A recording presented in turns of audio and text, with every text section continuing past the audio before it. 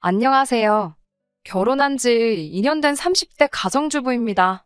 15개월 된 쌍둥이를 키우고 있어요. 며느리 고충은 요만큼도 이해를 못해주는 신우와 그 신우의 뒤에 숨어서 착한 척하는 시부모님께 넌더리가 나 이혼을 결심했습니다. 사실 제가 신우와 시부모님 때문에 이혼한다고 말은 하지만 엄밀히 말하면 이게 다 남편이 문제인 거지요. 남편이 중간에서 역할만 잘하고 중심만 잘 잡아줬더라도 제가 애 키우는 엄마로서 이혼까지 결심하는 일은 없었을 겁니다. 저와 남편은 지인의 소개로 만났습니다. 당시 저는 중견기업을 다니고 있는 평범한 회사원이었고 남편은 작은 가게를 운영하고 있었어요. 처음에 소개받았을 때 저는 사실 남편에 대해 크게 감흥은 없었는데 남편은 저에게 꽂혔다고 하더라고요. 적극적인 애정 공세와 사랑 고백에 저도 결국 마음의 문을 열고 연인 사이가 되었습니다. 그랬던 남편이 결혼 후에는 참 많이 달라졌어요. 그 시절 찍었던 우리 둘의 사진을 보면 같이 사는 이 남자가 사진 속 남자가 맞는지 의심스러울 정도니까요. 아무튼 저희는 그렇게 2년 반을 연애하고 결혼에 골인하게 되었습니다. 남편은 세 남매 중 막내입니다. 위로는 7살 많은 미혼인 신우가 있고요. 또 4살 차이 나는 형님이 있어요. 형님은 저와 남편이 결혼하고 얼마 지나지 않아 처자식 다 데리고 해외로 이민을 갔습니다. 그렇다 보니 실질적으로 왕래를 하는 건 신우뿐이지요. 신우는 시부모님과 같이 살고 있었는데 표면적으로는 나이든 부모님을 자기가 돌본다고 했지만 솔직히 제3자인 제가 보기엔 능력 없는 신우가 그나마 먹고 살만한 시부모님께 얹혀 사는 거였어요. 하지만 본인은 진짜로 자기가 마치 무슨 큰 효도라도 한다고 생각하는지 늘 고개를 치켜들고 목이 빳빳했으며 늘 저에게 이래라 저래라 훈수를 두는 일이 많았습니다. 결혼 전에 있었던 일입니다. 결혼 이야기가 나오고 나서 시댁에 인사를 가게 되었어요. 그때도 신우는 시부모님과 같이 살고 있었고 무직인 상태였습니다. 남편에게 듣기론 남자나 만나봤는지 모르겠다고 하더라고요. 제가 신우랑 지금 감정에 골이 깊어 계속 안 좋은 이야기만 하는 것 같은데 이해해주세요.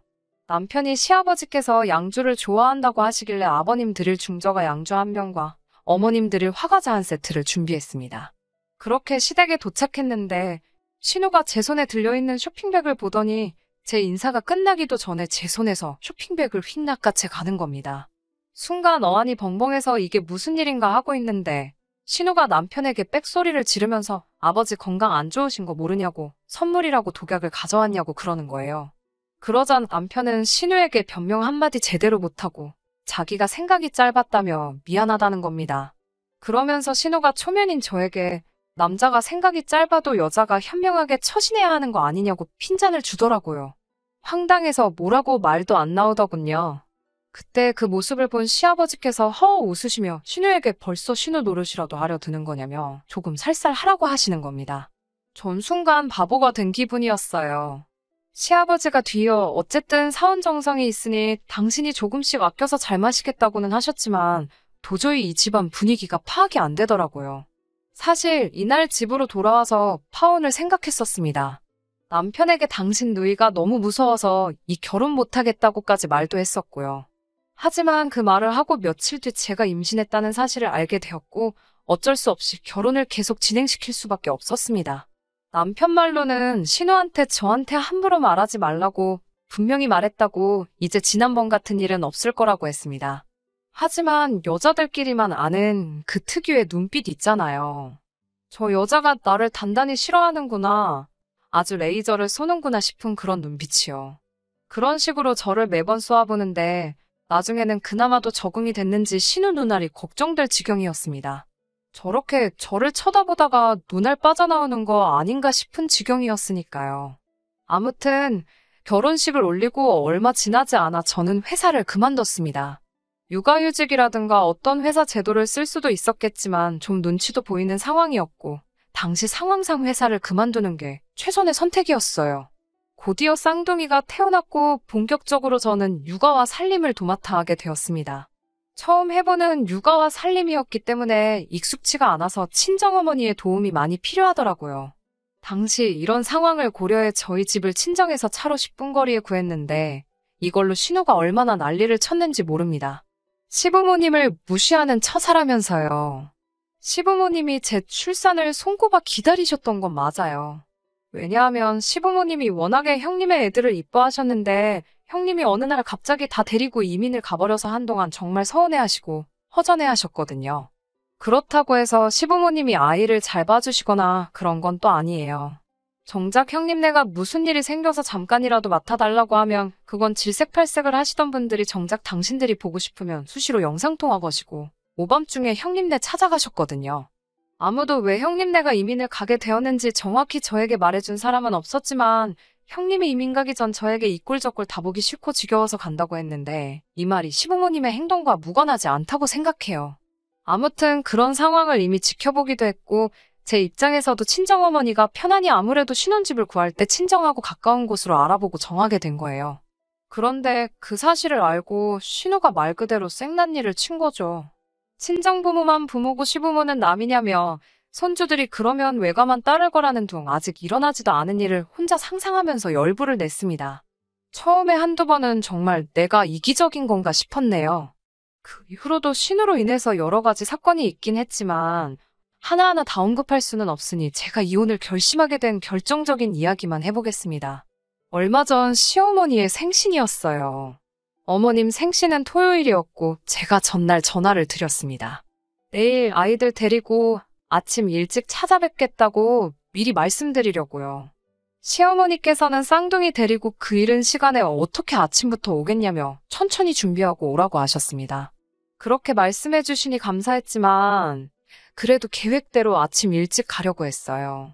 전날 불고기도 재워놓고 미역국도 끓여놓고 준비도 다 마친 상황이었습니다.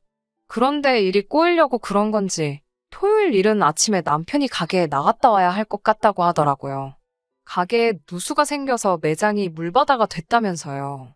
차는 한 대뿐인데 남편이 써야 했고 설령 제가 쓸 수 있는 상황이라 해도 쌍둥이를 뒤에 태우고 운전하기가 엄두가 안 나더라고요. 시댁은 차로 안 막히면 40분 막히면 1시간 거리에 있어요. 결국 남편이 시어머니께 전화를 드리고 가게에 나갔습니다. 2~3시간은 걸릴 것 같다길래 잡채 하나 더 만들었고요. 그렇게 제 나름대로 양손 바리바리해서 점심 무렵에 시댁에 도착했습니다. 시댁에 도착해서 현관벨을 울리니 어머님께서 웃으며 문을 열어주셨어요. 그러더니 저희더러 이제 저인 신우 손에 죽었다면서 그냥 무조건 잘못했다고 하랍니다. 그게 무슨 소린가 파악을 못하고 있는데 우당탕탕 신우가 쫓아나오더니 남편한테 빌어먹을 자식이라며 밀치더라고요. 남편과 저는 영문도 모르고 현관 앞에서 밀려나고 있었어요. 남편이 왜 이러냐고 소리를 치면서 신우를 뿌리치고 집 안으로 들어갔고 저도 남편을 따라 들어갔습니다.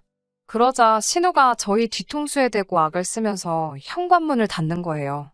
남편이 도대체 왜 난리냐고 짜증을 내니까 신우가 한다는 소리가 저희더러 시댁을 무시하는 거네요.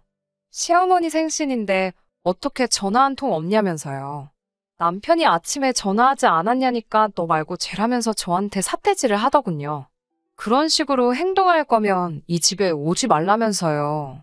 싸가지가 없다면서 시댁을 무시해도 분수가 있지. 그따위로 할 거면 오지 말라는데 저도 정말 속에서 열불이 나더군요. 집안에서 신우가 그렇게 악다구니를 쓰고 있으니 쌍둥이들은 울어대기 시작했고요. 그런데 더 어이가 없는 건 어머님이나 아버님 그 누구 하나 나서서 신우한테 그만하라 말씀을 안 하시는 겁니다. 제가 해온 음식은 열어보지도 않고 부엌 귀퉁이에 놓고선 자기가 새벽부터 다 준비했다며 미역국이며 뭐며 늘어벌려 놓더라고요.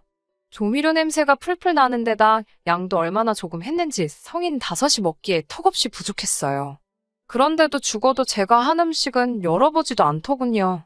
보다 못한 남편이 애엄마가 해온 것 좀 먹어보라고 어제부터 오늘 아침까지 한 거라고 하니까 신우가 그렇게 귀한 음식은 니들끼리나 먹으랍니다.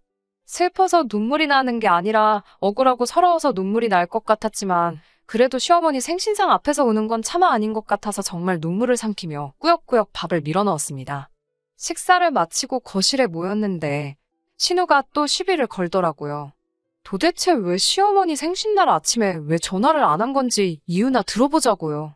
저는 애들도 있고 시부모님도 다 계신 자리에서 이렇게 목소리 높이는 건 예의가 아닌 것 같으니 나중에 이야기하자고 했습니다. 그러자 저더러 부모에 대한 도리도 모르는 것들이 누굴 가르치려 드냐면서 또 소리를 치더군요. 저더러 며느리 도리 같은 것도 모르냐면서요. 막말로 시집도 안 간 신우가 그런 소리를 하니까 우스웠어요. 저더러 방으로 따라 들어오라길래 어쩌나 보려고 따라 들어갔습니다. 방으로 들어가자마자 제 어깨를 손가락으로 탁탁 밀면서 저더러 네가 뭐가 그렇게 잘나서 그런 눈으로 윗사람을 쳐다보는 거냐며 말해보랍니다. 학교 다닐 때 어지간히 사고치고 다녔다며 그것도 자랑이라고 떠들어대더니 이런 거였나 싶대요. 저도 나이 먹을 만큼 먹었는데 행동 조심하시라고 제가 한마디 했더니 제가 자길 돌게 만든다면서 절 한 대 칠 기세로 손을 올리더군요. 제가 그 손을 잡아채고는 저도 똑같이 신우가 한 것처럼 손가락으로 신우 어깨를 밀었습니다. 윗사람이면 윗사람답게 행동하고 호칭부터 고치라고요. 어디 무식하게야. 너 그러냐고 했습니다. 그러고는 방을 먼저 나오니까 뒤에서 따라 나오면서 저더러 방금 뭐라고 짓거린 거냐며 또 떠들어 보랍니다. 저도 악이 받쳐서 생쇼 아닌 쉥쇼를 했어요. 식사 때부터 감정은 이미 격해질 대로 격해진 상황이었으니 눈물이 절로 나길래 정말 나한테 왜 그러는 거냐고 그렇게 내가 싫으면 이제 여기 안 오겠다고 그랬습니다. 영문을 모르는 남편은 신우에게 진짜 작작 좀 하라고 그러니까 형도 도망간 거 아니냐고 소리를 지르더군요.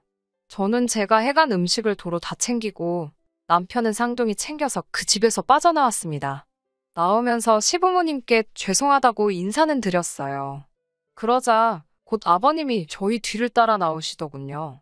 지하 주차장에서 아버님이 제 손을 잡으시곤 당신 딸이지만 성질이 못 같아서 그래도 윗사람한테 대드는 건 안 좋은 습관이지 않느냐고 하시며 이따 저녁에라도 아랫사람인 제가 신우에게 먼저 죄송하다고 사과하랍니다.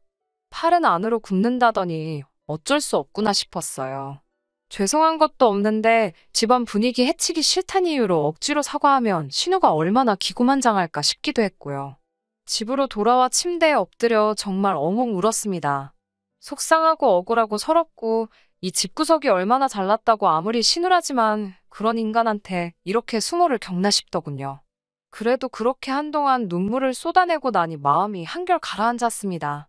거실로 나오니 쌍둥이를 보고 있던 남편이 기분이 좀 풀렸냐고 묻더군요. 그러더니 이제 누나한테 전화하자고 하더라고요. 어이가 없어서 남편을 노려보니 적당히 해야지 자꾸 일 크게 만들어서 좋을 게 뭐가 있냐면서요. 앞으로 자기 부모님이랑 누나 하나도 안 보고 살 거냐면서 이쯤에서 숙이고 들어가면 뭐라고 하는 사람도 없을 거고 누나도 충분히 저를 용서해 줄 거랍니다. 그제서야 퍼뜩 드는 생각이 이 인간도 그 집 사람이구나 싶더라고요. 남편에게 어제 네 누나한테 내가 그렇게 당하는 걸 보고도 그런 소리가 나오냐고 물으니 입을 꾹 다물고 있었습니다. 제가 네 누나가 나한테만 욕했냐고 당신한테도 빌어먹을 자식 등신이라는 등욕이란 욕은 다 했는데 아무렇지도 않냐고 물어보니 펄쩍 뛰면서 자기 누나가 언제 그런 소리를 했냐고 저더러 제정신이 아니랍니다. 그렇게 말도 안 되는 소리를 할 거면 저더러 그냥 들어가서 잠이나 더 자라고 그래요. 그 말을 듣는데 정말 머릿속에서 어떤 줄 하나가 끊어지는 느낌이 들었습니다. 그날 밤 옆에서 잠든 남편을 바라보면서 그동안 신우와 시어머니가 제게 했던 말과 행동들을 곰곰이 되씹어 봤습니다. 문득 제가 산후조리하면서 산후풍으로 고생할 때가 생각나더군요. 불어난 몸은 빠지지 않고 있는 데다가 모유수유까지 하느라 무릎과 발바닥이 안 좋아져서 걸음도 저는 상황이었고요. 그래도 시아버지 생신이라서 힘들게 축하드리러 시댁에 갔는데 정작 저에게는 어떠냐 괜찮냐 한마디 없으시던 시어머니께서 남편에게는 이렇게 집에 왔을 때라도 푹 자라며 안방으로 남편을 밀어넣더라고요. 가게에 돌보느라 얼마나 고생이 많겠냐면서요.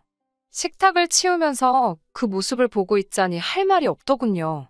제가 통증으로 더 서 있을 수가 없어 결국 설거지는 신우가 하게 되었는데요. 그런 신우에게 시어머니가 또 한다는 말씀이 며느리가 둘이나 있어도 결국 일은 우리 딸이 다 한답니다. 암만 그래도 딸만한 며느리가 없다면서 한숨을 내쉬는데 아픈 제가 죄인이 따로 없더군요. 1년 전이나 지금이나 달라진 건 더 기고만장해진 신우밖에 없다는 사실을 깨닫고 나니 이혼을 해야겠다는 생각이 들었습니다. 신우가 사라지기 전까진 제 시집살이는 끝나지 않겠다 싶었거든요. 이튿날 아침 일어난 남편에게 저는 이혼하자고 했습니다.